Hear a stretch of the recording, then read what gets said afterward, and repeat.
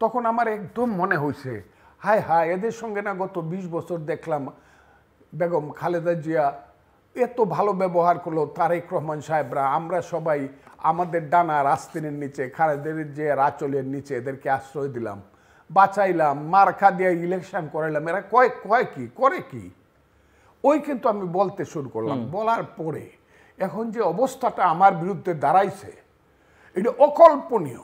একটা মানুষকে একটা দল এইভাবে আক্রমণ করতে পারে এবং কিভাবে আমার বিরুদ্ধে আক্রমণ করা হয়, এটা বলে শেষ করা যাবে না। আমি কেন বলি কথাটা, আমি যেটা দেখেছি, দেখেন, আমি নিজে মুক্তিযুদ্ধ করেছি। আমি এমন একটা জেলায় মুক্তিযোদ্ধা কমান্ডার ছিলাম, সেই জেলায় 2 জন বিখ্যাত লোক ছিলেন যারা দালাল হয়ে গেছিলেন, কঠিন বিরোধী ছিলেন মুক্তিযুদ্ধের, যদিও তাদেরকে আমি অনেক শ্রদ্ধা করি। একজনের নাম নেজাম ইসলাম, পাকিস্তান নেজাম ইসলামের প্রতিষ্ঠাতা মৌলানা আতহার আলী। আরেকজনের নাম সুলাইক্যার মাঠের ইমাম এবং পিডিপির সিনিয়র ভাইস প্রেসিডেন্ট নুরুল আমিনের পরেই যার নাম ছিল, তার নাম ছিল সৈয়দ মৌলানা মুসলিউদ্দিন। এই 2 জন দালাল হয়ে গেল, অ্যারেস্ট হয়ে গেলেন তারা।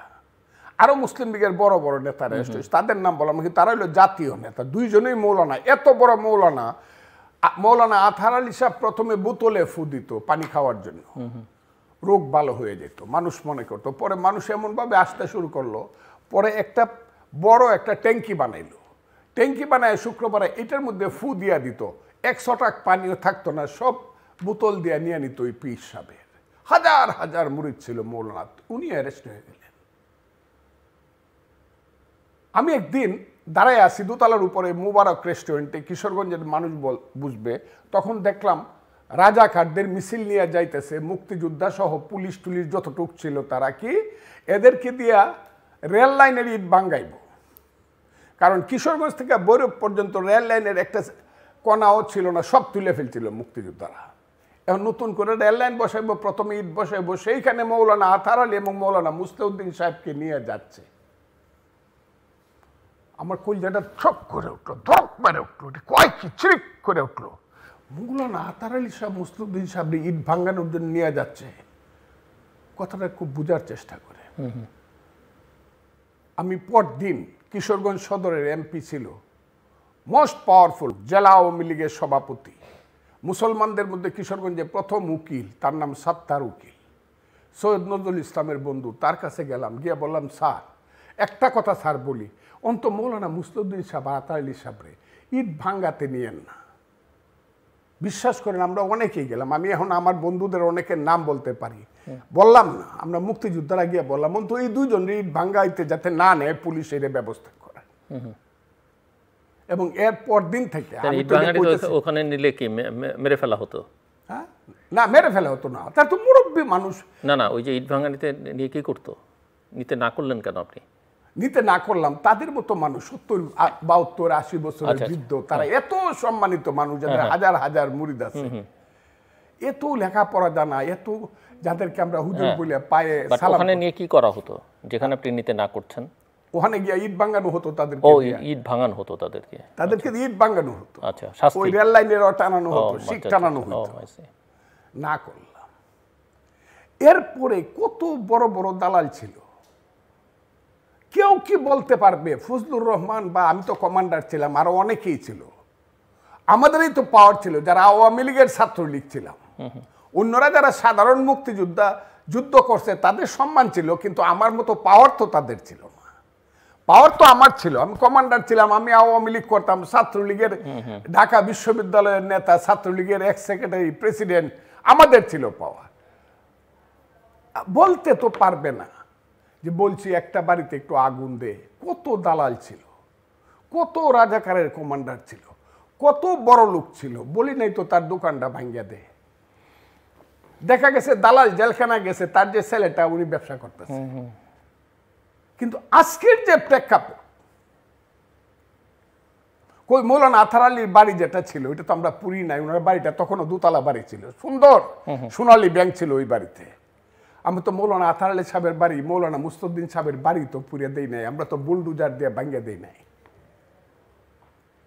আজকে এমন একটা অবস্থা হয়ে গেছে দেশটার মধ্যে, এখন এই যে ডাকাতের দল ভাই রয়েছে মবের নামে, একটা বাড়িতে যাচ্ছে, কালকে আমার চোখের পানি এসে গেল, গুলশানে দেখলাম সত্যতা লেশ মাত্র নাই। সেই বাড়িটাতে গিয়া লক্ষ কোটি টাকার সম্পদ লুট করলো, রাত্র 3টার সময় মানুষের অবস্থা কি হয় আমি জানি না। আমি এটাও জানি না যে এই দেশে, হ্যাঁ, শেখ হাসিনা সরকারের বিচার হবে, কঠিন বিচার হবে, নির্দিষ্ট আইনের মাধ্যমে বিচার হবে। সেই বিচারে যদি তার ফাঁসি হয়, কি ফাঁসি হতে পারে? প্রসিকিউশন, প্রথমে এফআইআর, চার্জশিট, প্রসিকিউশন, বিচার, এভিডেন্স বিচার। সেই বিচারে ট্রাইব্যুনাল তাদের ফাঁসি দিলে নিশ্চিতভাবে বলবো আইনের বিচার হয়েছে। কিন্তু এইটা তো কোনোদিন বলি নাই। 72 সনে, 72 সনেও তো দালাল আইন ছিল। এসআর পাল ছিল সেই প্রসিকিউটর, ভারতবর্ষের শ্রেষ্ঠ আইনজীবীদের একজন এসআর পাল, সবিতা রঞ্জন পাল। ফকির শাহাবুদ্দিন ছিলেন সেকেন্ড প্রসিকিউটর, থার্ড প্রসিকিউটর ছিল মাহবুব হুসেনের মতো উকিলেরা। কেউ তো বলে নাই অমুককে ফাঁসিতে লটকায় দাও। খাজা খয়রুদ্দিনের যতদিন ফাঁসি না হয়েছে, গোলাম আজমের যতদিন ফাঁসি না হয়েছে, যতদিন লটকাইতে না পারছে, এগুলো তো কেউ বলে নাই।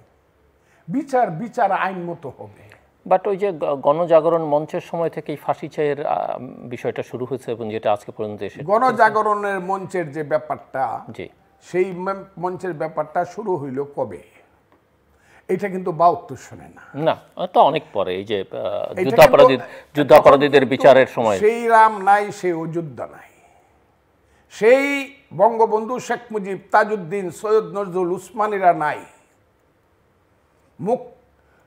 মুক্তিযোদ্ধারা তখন বৃদ্ধ 8 সন 9 সন, অর্থাৎ মুক্তিযুদ্ধের প্রায় 13-14 সালে, হ্যাঁ, 40 বছর পরে তখন কার যে চেতনার স্তরটা 72-এ, সেই চেতনার স্তরটাকে জাগ্রত করার জন্য একটা ওই যে শাহবাগী বলা হয়, শাহবাগী যাদেরকে বলা হয়, আমি এদেরকে ওইভাবে সমর্থন করি না, বা আমি একদিনের জন্য যাই নাই, দূর থেকে দেখতে গেছি, আমি যাই না এসবের মধ্যে।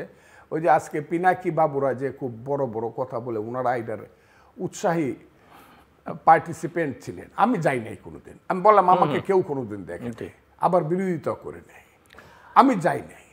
কিন্তু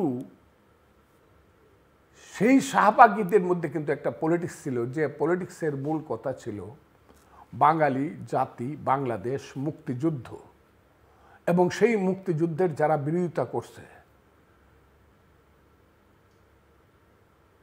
ইতিহাসের অনন্ত যাত্রায় জায়গাটায় গিয়েই কিন্তু এই ঘটনাটা ঘটছে।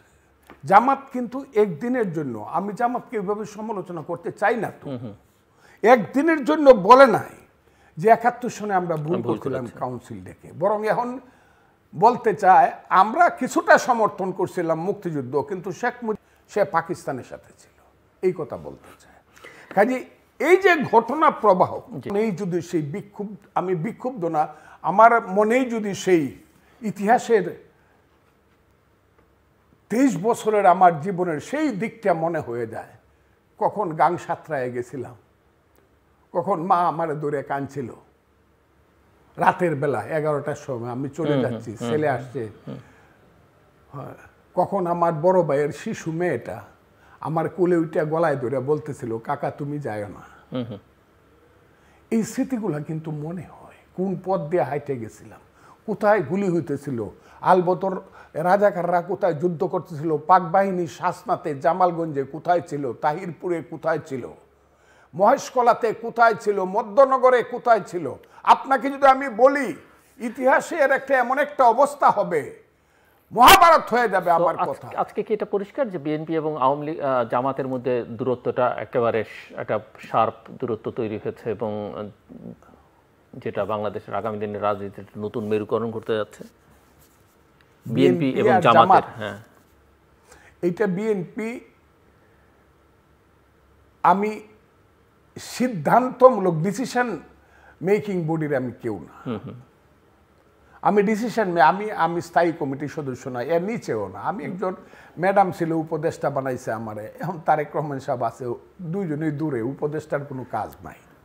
এই কথা টথা কোয়া ছাড়া। কিন্তু আমার মনে হয়, আপনার কি ধারণা? আমার ধারণা হলো, কিন্তু চালাকি করতে করতে, চালাক কিন্তু কানিং এবং ইন্টেলিজেন্ট কিন্তু এক জিনিস না, আবার ইন্টেলিজেন্ট আর নলেজেবল লোক এক জিনিস না। জ্ঞান, বুদ্ধি, চতুরতা, চাতুর্য, এটার মধ্যে ডিফারেন্স আছে।